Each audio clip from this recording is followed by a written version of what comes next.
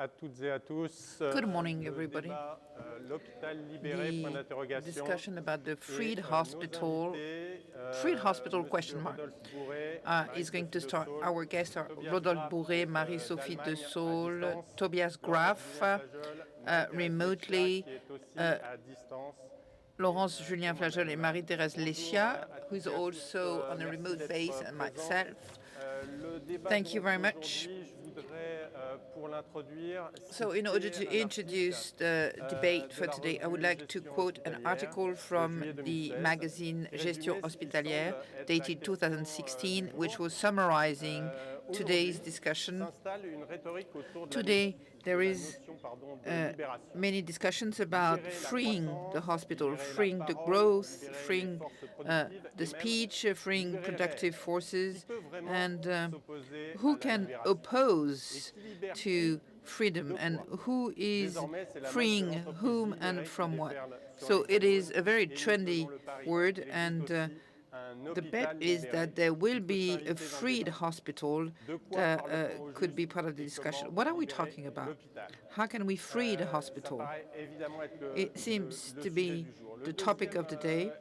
Now, the second contextual element I would like to share with you is lying in a definition from the general concept of the freed move with a number of criteria, 2 criteria. The first one is to combine well-being and productivity, well-being at work and productivity. The second topic is the charismatic leader. The third one is how do we share values by taking actions. And the fourth one is how do we control things with shortened loops. And number 5, the autonomy of each stakeholder at their own level, leading to the 6th one, which is the principle of subsidiarity and departitioning. And number 7, the reversed pyramid. How do people can work and decide for themselves? And the question is, how does that translate for hospitals? And I'm going to give the floor to Mr. Rodolphe Bourret, who is going to explain to us what he did in the Hospital Institute in Valenciennes. To give you a little bit of context, this is the first hospital institute in France with 5,000 agents and 2,000 beds. 10 years ago, a model was implemented. It was derived from the Magnet Hospital. The Magnet Hospital is a concept that dates back to the 80s, and it is derived from the corporation of nurses in the States, because they've seen, at that time, they saw that there was a shortage of nurses and carers, and they thought that the best way to appeal nurses was to work on the quality of cares. And what is the best way to work on that topic? Well, it is to work as close as possible to the field. And therefore, they've developed a management system, which is a collective and participatory one, with tripods of poles and governance. And those tripods, that's how they call them, are organized around one administrative person, a doctor, and a caregiver. And that's how the hospital in Valenciennes has implemented the model, putting in place a government system based on that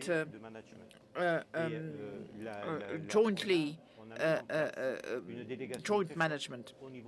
And so we have focused on the poles, and we do have the responsibility taken by the management. So they do have some means, and also they have the possibility to take their decisions. So the hospital is not a structure-based hospital with a hierarchy, but we have reversed the governance. within the hospital. And the governance is done by the field stakeholders. The experience in the hospital in Valenciennes is a very good one because, in fact, you know, the aim is to work on the quality of the care and then to put the organization in place to revolve around it. We've been in excess for the past 10 years. The hospital has been in excess and in surplus, but we have reduced the administrative structure as well. The administrative structure accounts for 5% of the overall budget of the hospital, while at the national level, the average is around 30%. Maybe just one word. How did you combine the quality of the care, the quality of treatments, which is something that is appealing to all, and on the other hand, efficiency, which is more on the business side? I believe that you've talked about an organization that would look like a business unit or type of organization.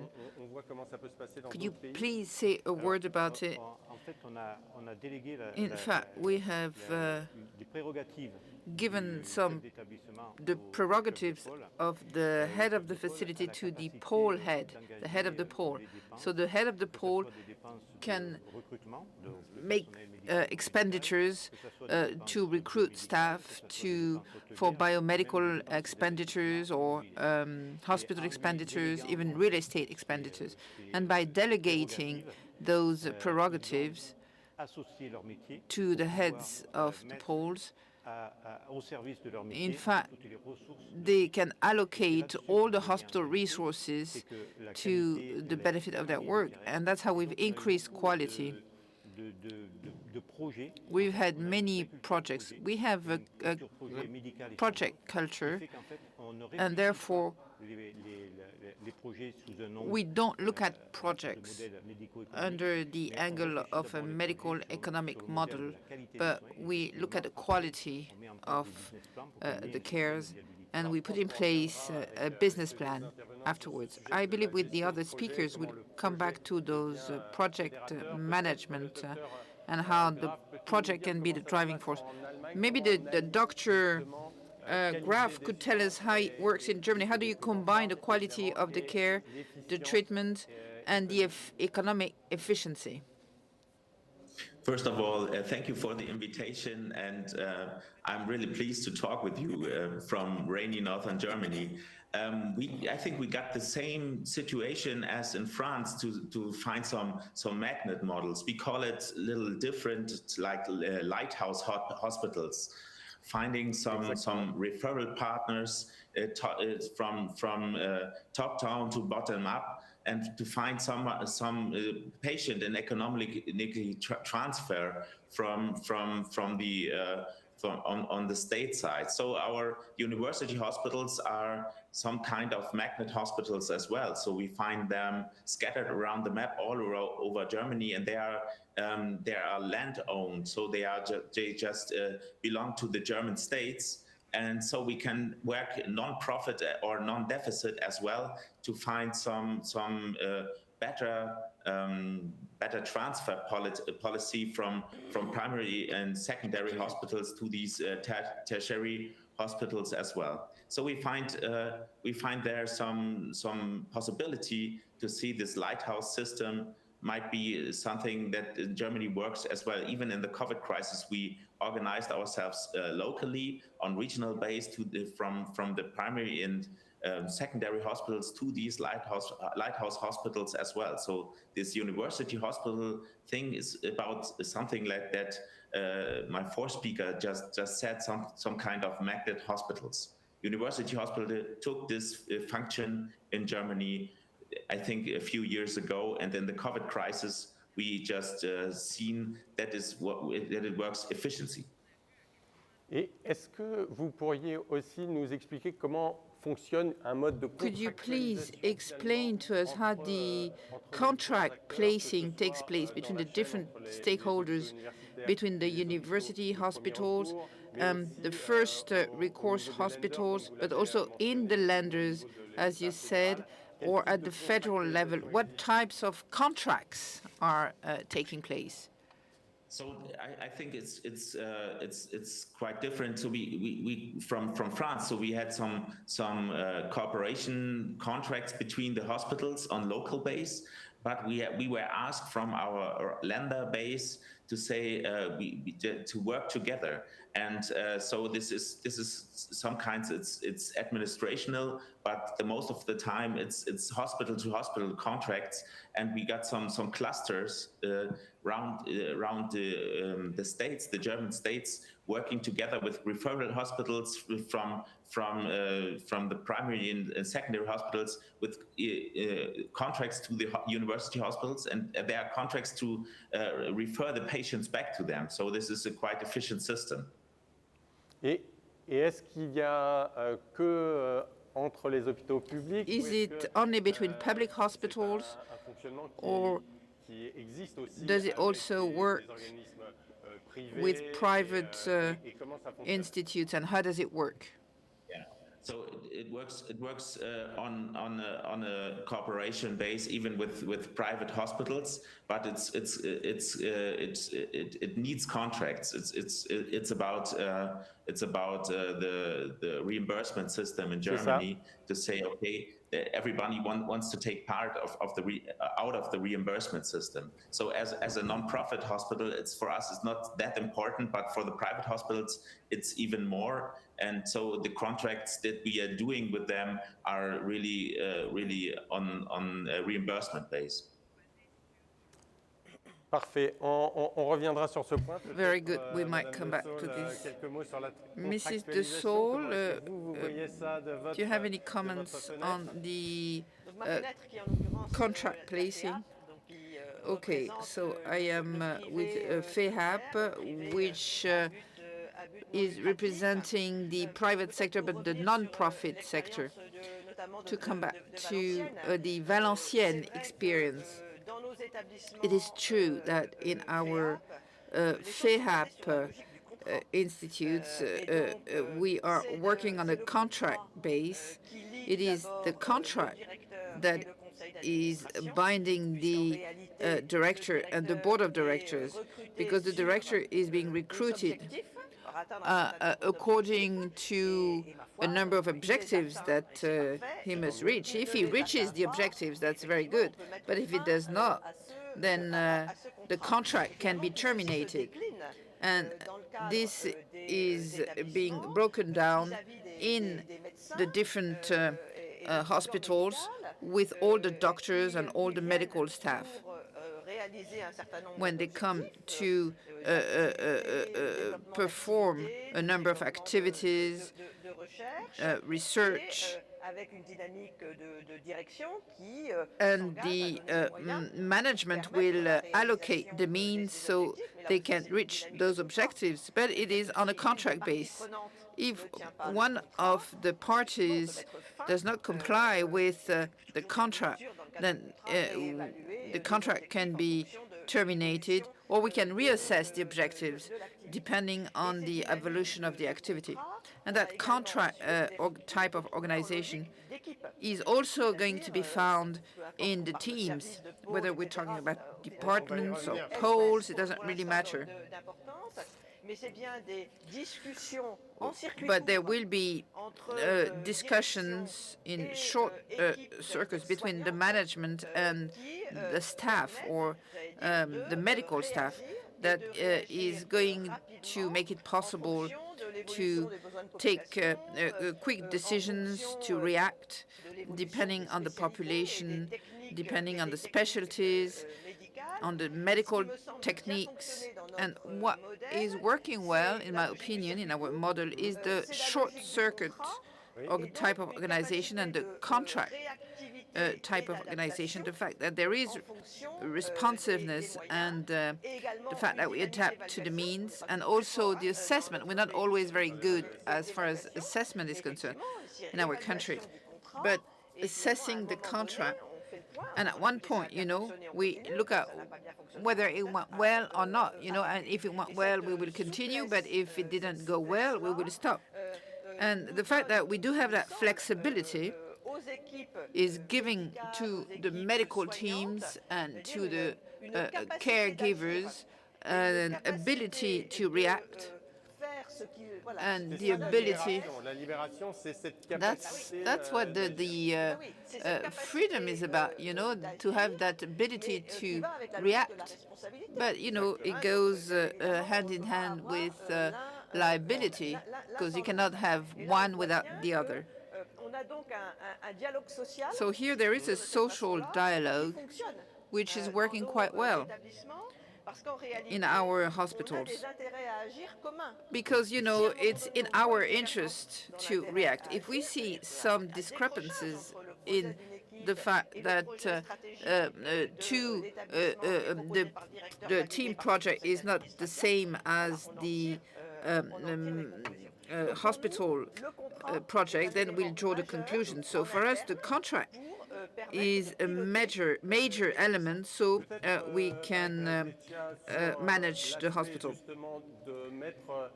Marie-Thérèse, LECCIA, maybe the fact that we would have the CME manager and the director at the heart of the system. Would you like to say a word about that? Can you hear me? Yes. So good morning, everybody. Pour moi, le binôme For me, the tandem between the chairperson of the CME and the director should be aligned to the policy of the hospital and what are the objectives that we want to reach in the hospital. I agree with what Mr. Bourret said about magnet hospitals, because that's where we want to go to. I'm going to talk to you about my own experience, which is University Hospital Center. With smaller centers, there is a diversity which makes it interesting, but also complicated for the specialties and the objectives in terms of health for each specialty. The core of the activity of university hospitals, the core is the service or the department or the pole with tandons or also three entities together. The medical caregiving team, I think that team needs to get to grips with or recover with the administrative staff. They must come back to quality of the treatments and the relevance of the treatments. Then in the public-private hospitals or in CHU, the second challenge is companionship. And that's why, beyond the question of the CHU, it is one of the objectives that we have today, which is how to train our young people at best, and that companionship should be done on the field and should be included in the objectives of the magnet hospital.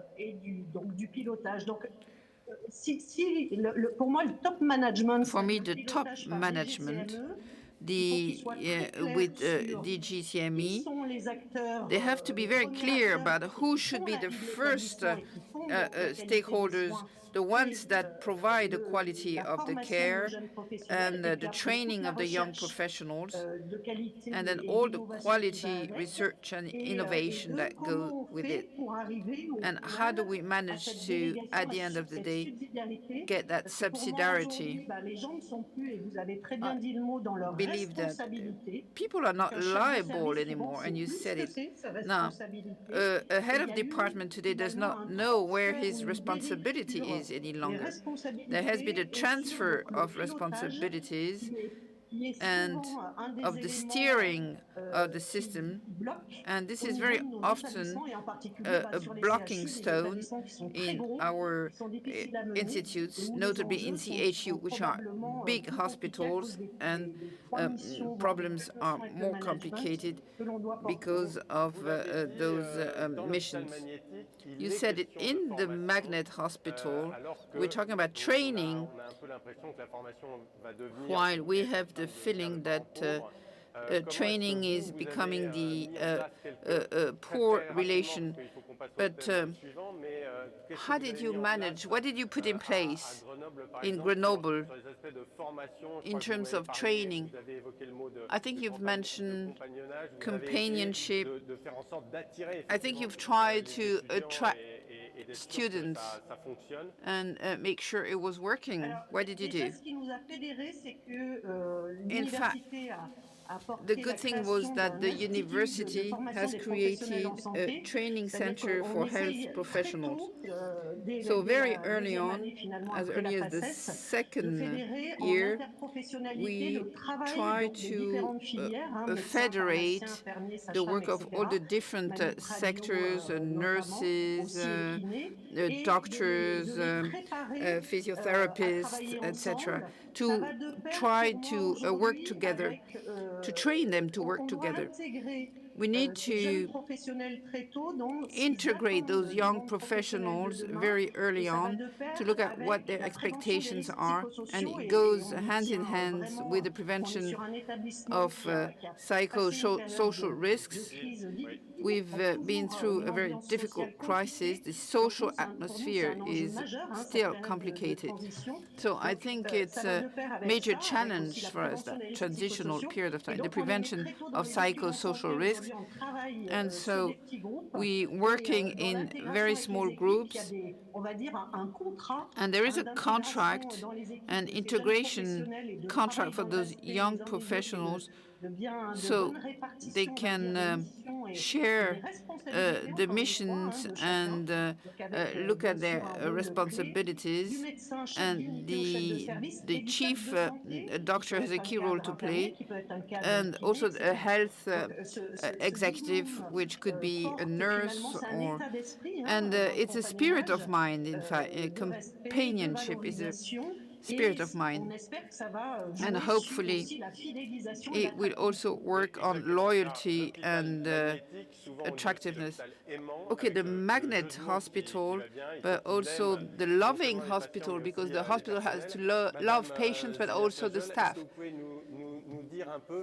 So, Mrs. Jullien-FLAGEUL, could you please tell us, maybe during the COVID crisis, how did you manage to take students on board right from the beginning, and also the staff? Well, right from the onset of the crisis, like all health facilities, we have prepared our plans for the continuation of the activity with 10% of absenteeism. The areas the most hit, the Great East and Paris, and we thought we had to think about outside our facilities and to go and look at students, so medical students, with the help of the CME, but also with the dean and the general manager. We went to see those medical students, and we explained to them what their mission was going to be, why we needed them. And they gave us a very strong answer, and they provided a great number of volunteers that we've been able to work with during the crisis. We've also worked with the directors of the institutes for training medical professions, nurses, caregivers, physiotherapists, and we have deployed with them a number of actions. We've taken a number of actions, and we've used the student skills early on, very early on, and we've included them in our plans for the continuation of the activity. So let me summarize very briefly. We've listened to the word quality, which is what is attracting to the Magnet Hospital. We've seen that in France, we were still focusing on the public hospital, but in other countries, like Mr. Graf said, there had already been openings to the private sector in a broader way. We've also mentioned the topic of the contracts, which is also pending to the other side of responsibility to be able to take on board all stakeholders, including students, as we've seen. The second topic, behind that word of freed company or freed hospital, there is the notion of, we don't want to talk about reducing the fat anymore, but don't we have too many structures, too many standards, too many procedures? Aren't we bogged down in those topics? Marie-Sophie DESAULLE, okay, this is your favorite topic, I believe. It's time to talk about it. Well, the answer is yes. I think it's the same thing as the principle of subsidiarity, the same idea of that freed hospital. At one point, we need to be able to trust people. And the problem today in our country is that we don't trust. We don't have any confidence. And I'm talking about within the hospital facility, trusting the teams and giving them the ability to innovate and to make proposals. But that's also a problem that we'll find between health facilities and the pricing and control agencies, regional health agencies, which overall tend to apply a policy decided by the Ministry of Health, which is extremely rigid and which is more like trying to control afterwards rather than controlling beforehand. And I'd like to use an example which is the most revealing. Agnès Buzyn, for example, she wanted to make some experimentation in the framework of Article 51. And, you know, she gave rise to a lot of hope because we thought we were going to be allowed to experiment and make proposals. And then we had a 37-page circular explaining to us how to do it. So the fact that it's so difficult to have that confidence, and I believe this is the cultural obstacle, the main cultural obstacle for us to move forward and to allow teams and facilities to be innovative, and even to territories.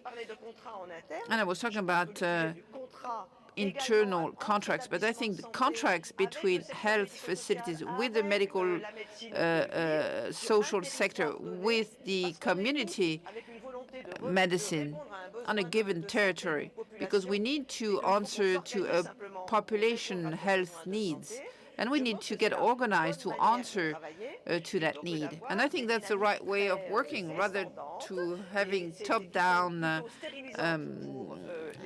dynamics or approaches that are neutralizing. And what happens is that everybody is waiting to see what the government is going to expect from them. What are the texts going to say? And so people tend to be on standby. And the COVID crisis has unblocked that a little bit, because the government has realized that they could not provide all the answers, and stakeholders on the territories had to organize themselves so they could provide the answer. But we need to keep that new system in place, that possibility of being able to react at the territory level, and the government has to remember that in case of a crisis they cannot do everything. And so in a more routine time, the government has to know that they cannot do everything. I think there was a topic about the medical the CME, the Establishment Medical Commission in French. No, I was about to talk about the FEHAP, but in fact, my request is, please, let us get organized. Let us, and we're not, the government is not leaving us doing it. But I think it's also part of that confidence spirit of mine. There are different realities in different territories. There are different facilities. And therefore, we should leave it to the local echelon, the organization there, leave them to get organized. So if there's a need to organize, restructure the dynamics of these in our private and sector, well, local basis, that's what we're saying, let us alone. I don't know whether it is linked to the public status of the university hospitals, but some of these status are seen as superstructure, not necessarily in a good way, in a positive way. Super as in superfluous. Okay, in any case, that can be understood as. First of all, I totally agree with what has been said, even for a university hospital. We need to simplify. And we need to decompartmentalize. And this, really, I agree with the two deans of medicine, medical and pharmacy studies. Now, I think this is the first point, and when I saying that, I'm talking about the territorial scale and local scale. So we need to take advantage of COVID as a fantastic accelerating factor to open up mindsets so that people can no longer have this wait and see approach, and the responsibility is that of a head of a unit or a head of medical center, because as when we work with a regional agency, and they are frameworks are very, very difficult to change, and if the dynamics as given by these joint authorities is not about opening up, then we're in, we've got a problem. So, following in the footsteps of what has been done in a university hospital, we need to implement the key transformation and address the key challenges. And involving medical units. And this is what we call the cluster of professionals in healthcare services, bringing together local authorities, patients, amongst other players. And we need to discuss all these key challenges and these within our local medical council. We've invited representatives of the various healthcare professionals. We have a number of statuses pertaining to university hospitals, but beyond that, we have directors on core structures. It's always a complicated exercise to size you have a reasonable size, a size that allows to have a proper debate. And this is about diversifying and really covering this vast array of objectives. So then this council, I would understand that from university hospitals to university hospitals might take different form. One word we mentioned earlier, one of the fears is, with the free hospitals or liberated hospitals. And this is about staff cuts and cuts in support functions. I was reading or reviewing a study for an IF Europe dating back to April 2020. So at the core of the topic, hospitals employ 34% of their staff with no medical tasks. That means that 35% of hospital staff don't deliver medical services, and have support functions. So can you tell us a few, words about what has happened with the magnet hospitals concept? Has that divided by two the support functions in terms of headcounts? Well, this has significantly optimized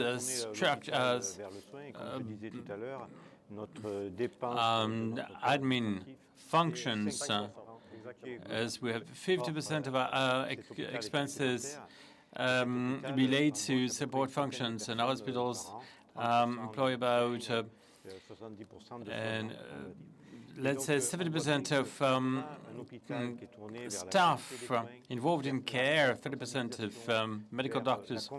Now, if this is about trust moving towards autonomy, empowerment, and delegation of powers, and really this motivates, this plays a very strong motivating factor. And so you've basically empowered the health centers director, the local health care managers, what we call the medical cluster business units, and your operatives tend to recruit operatives themselves as opposed to hiring support functions. Is that what that means?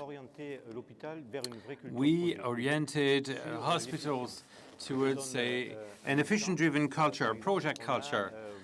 And we've wanted to, and we did create a hand surgery department within the Valenciennes labor area and catchment area. We have major industrial businesses and with many labor incidents involving hand wounds. And so we worked with the top management with educating a hand-specialized surgery units. And this is something that we enshrined in the contractual framework. So the manager of that cluster developed a surgery unit specialized in hand surgery.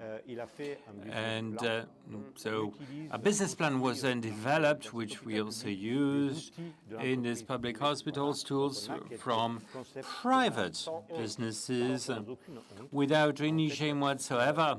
We just get our inspiration from these private sector. For the time being, in any case. And we gave the resources to put in place this hand surgery unit, and he hired, this particular manager hired services of nursing staff, surgeons. Within 3 months, the hospital hand surgery unit was up and running, complete with so operating theaters. So in 2019, we were awarded the MEDEF in France quality on operational efficiency, and we were awarded a prize for the from the regional observatory. So we can deliver value on public service values and why it's using tools that are business-inspired or free business-inspired. So the point here is how can we give more autonomy and trust? How can we empower? So this is the very principle of the magnet hospitals. This is based on trust, and trust is based on something else, which is out of evaluation. And maybe, Dr. Grapetit, can you tell us your thoughts about support functions and their significance? We're talking 25% from on the basis of this study in Germany and 34% in France. So other countries still fare better or do, I don't want to say, but Denmark, 21% of their support functions. Dr. Graf, please. Okay, so I think there's a difference between German and French healthcare system, but I think what has been told before is that federal administration from top down in times of crisis has not been performed that well. So we were asked to organize ourselves in regions, and this regional organization that helped us through this crisis. So in 24 hours, all the regions in Germany just put up a referral system to these lighthouse hospitals all the time, and just we were able to get over this crisis. Then we were really more lucky than other countries in Europe, because we had no super spreading as in Grand Est or Paris or maybe northern Italy. So we had some minor outbreaks in Germany in here, and could react there on regional base.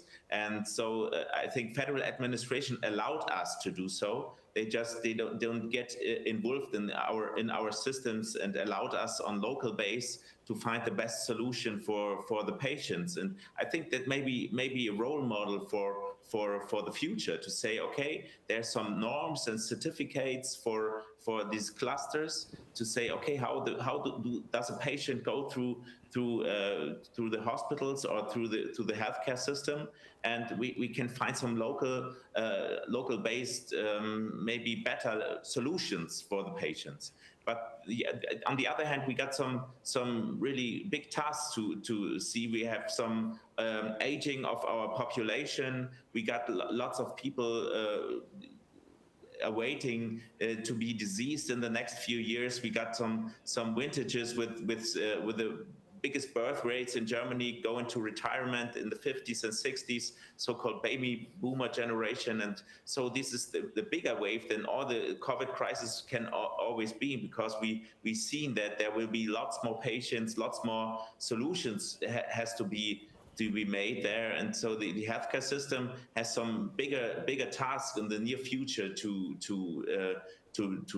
work out. So we got the same problems in France. I think we got an aging population. We got some problems with our reimbursement system, and all this together that brings some bigger tasks to work out. So I think the same situation in Germany, maybe a bit other system. But in the end, I think it has to go to regional solutions for bigger problems than to wait for a centralistic solution from the federal government. Et peut-être juste pour comprendre, vous, en tant que responsable de cette unité, you as head of this intensive care unit, do you feel that you're spending 1 day a week, 2 days a week, filling in tables, dashboards? I'm hoping this is not Excel as dashboards, but do you have to do reporting all the time? I think it's realistic. I think it's realistic to see it's about 20 to 25% of my daily work. C'est ça. Et ces indicateurs, and these indicators are the indicators based on, focused on quality of healthcare or on financial aspects. I'm just opposing them, just to have a clear understanding. Okay, but it's exactly that point. It's standard of care and certificating, norming, and the other one is reimbursement. So I have to work for our money, for our hospital money to get it. Exactement. Exactly. Laurent, Jullien-FLAGEUL, maybe one point, as opposed to Arnold, you're very much embedded on belonging, identity, values. Few words on that, please. How can we choose this scale of the service? I think we need to empower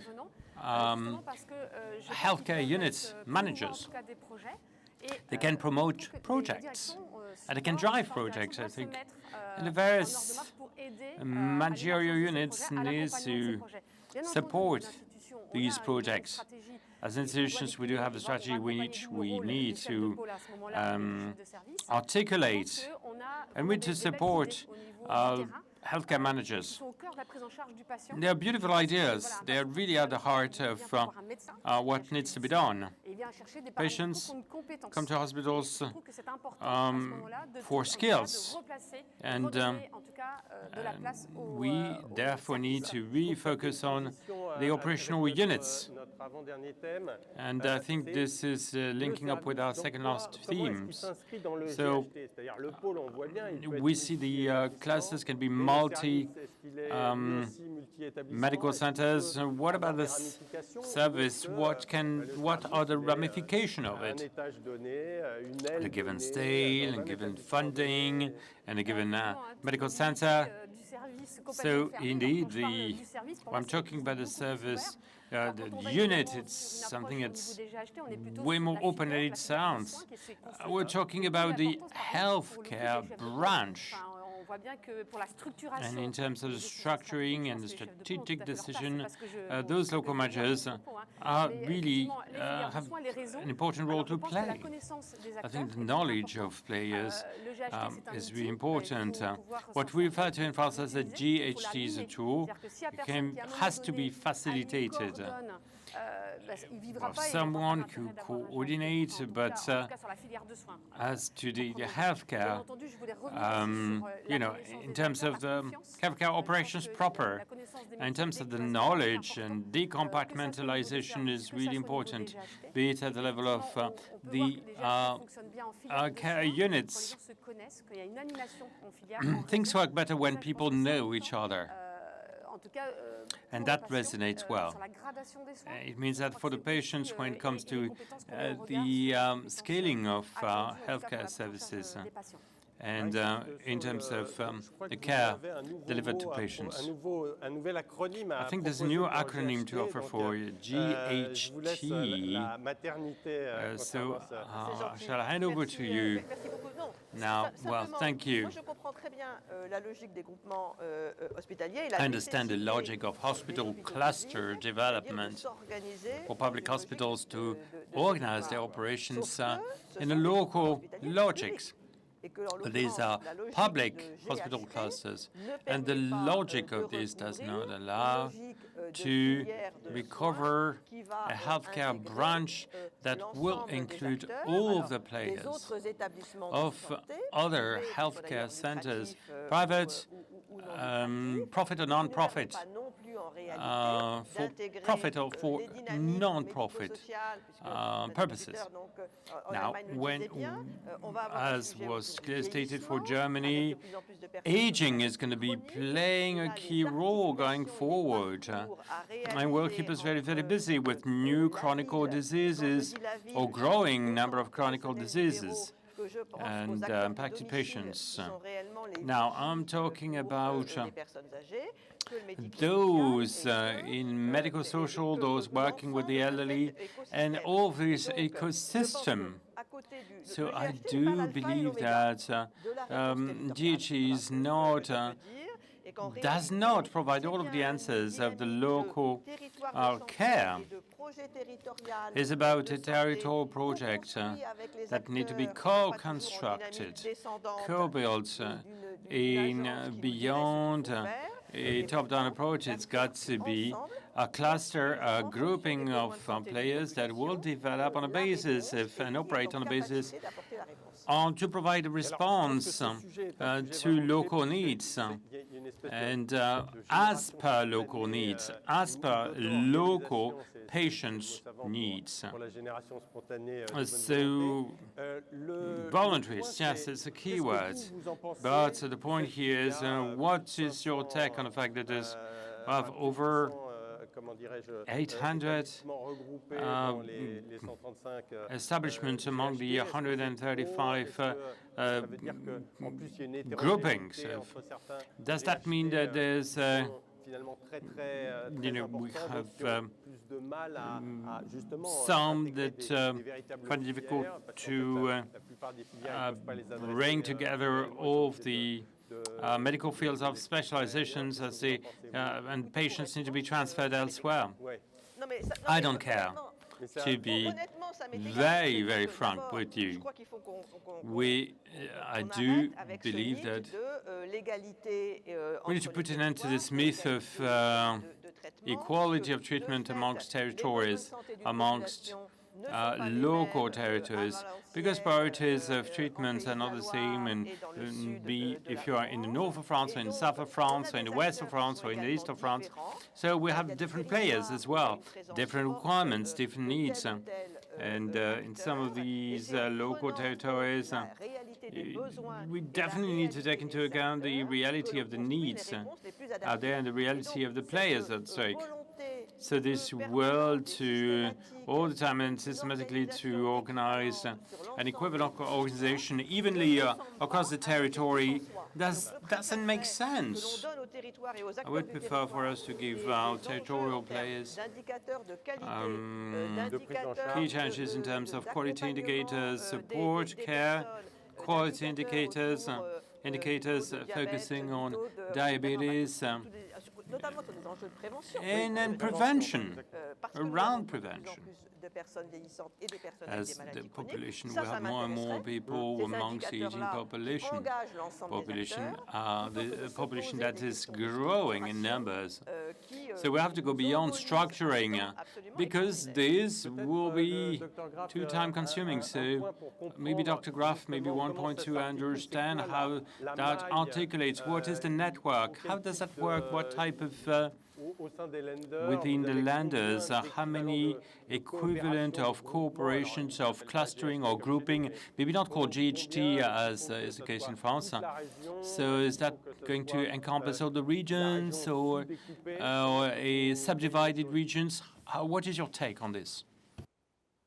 So it's quite interesting because every kind of lender prime minister found their own solution for that. So we don't have a general idea how to do this clustering. And I think we in the land of Schleswig-Holstein, we just organized ourselves. There's some more centralistic system than, for example, in Bavaria, they had more control from the lender government. So, but I think the system is quite the same. It's about maybe a population size of maybe 1 or 2 million people, and this population size is there's a pyramid of quite a few hospitals, with a lighthouse hospital or magnet hospital in Valenciennes, for example, in the middle, to bring the patients from a rural area to maybe a bigger hospital, maximum hospital. And I think these are grown structures. We know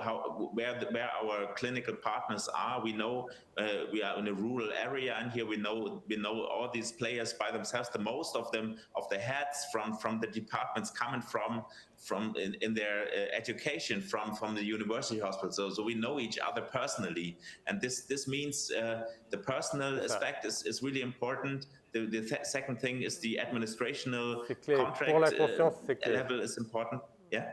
Oui, et quand vous parlez des acteurs, est-ce que ce sont... Talking about players, are these only players involved in healthcare or elderly folks' homes, liberals, paramedics, physiotherapists, midwives, nurses? Is it a whole ecosystem you're describing? All these stakeholders are in the cluster. So we just organize ourselves about local administrations with elderly homes, with the I think firefighters that are organizing the paramedic system in Germany. And so we had this cluster system for all together. So I think this is quite a few counties around a bigger hospital working together. Et ça s'est fait sous un... Parce qu'en France, vous savez que c'est toujours compliqué. As you know, in France, it's always complicated because people have to be voluntary, have to be willing. It's impossible to impose a voluntarist approach. I think, how did that happen? There was a very strong system of reimbursement system and insurance system. In a very slender system, there's a very strong system there. Maybe one word on that, if you want to touch on that before we move on. I think incentives are really important. What is the incentive for every one stakeholder or player there? Is it a reimbursement incentive? Is it a patient incentive? Is it maybe a local agreement incentive? So most of the time it's about the money. And the German healthcare system is a multi-billion-dollar economical system, and everybody wants to take part on it, because even if you're non-profit, you have to bring your deficits down to zero. And so if the incentive in the end is the money, and if you bring the money to the people, then they will cooperate. And I think even it doesn't matter if you're local, public, or private hospitals there. If everybody takes his share out of this, everybody will cooperate, I think. Merci. Alors peut-être un dernier mot de Thank you. A final word, Marie-Sophie, just a final theme. How can all these good ideas can be scaled up? And how come this doesn't, you know, we don't leave it at the experimental stage, because we experiment and then we don't scale up. So what is your view on that? How can we share good practices? How can we make all these experiments more mainstream within a region, a university hospital, a GHT, and again more widely so, because here we're trying to do that with Dr. Graf on a European-wide basis. This is a challenging issue. We have 3 minutes and 30 seconds. I'd like to get closing remarks from every one of the contributors. We need for every establishment, when it is on the scale of every establishment, on the scale of every local authorities, needs to adapt to the specificities of the local environment in a wider sense of the term. Practical example, we're in a kind of mid-mountain area, so traumatology is going to be key. We're on the border with Italy, so aging, migration movements, and we need to adapt to really respond and address public health challenges, and being mindful of this local-driven aspect, and within restructuring of the life of care centers, take into account local specificities. I think this can be addressed through what we've been doing today, i.e. the fact of sitting around the table, and just as we said, in terms of local approaches, interpersonal relationships play a key role. I'm going to have to interrupt you here. Laurence Julien-Flageuil, what is your recommendation for the sharing of good practices? You have 30 seconds. Trusting players, simplifying, leveraging and taking advantage of this health crisis period. Don't stick to experimenting. It's got to be part of our day-to-day life now. And this needs to be accepted as a way of working on a day-to-day basis. So in a sort of normal kind of mode, so as to decompartmentalize. Sophie? Except, well, the FEHAP, my organization model, which is the best one, of course, no. In these roundtable discussions, I think exchange of practices, leveraging practices, regional basis, and the level of federations, everybody can contribute, not necessarily mainstreaming.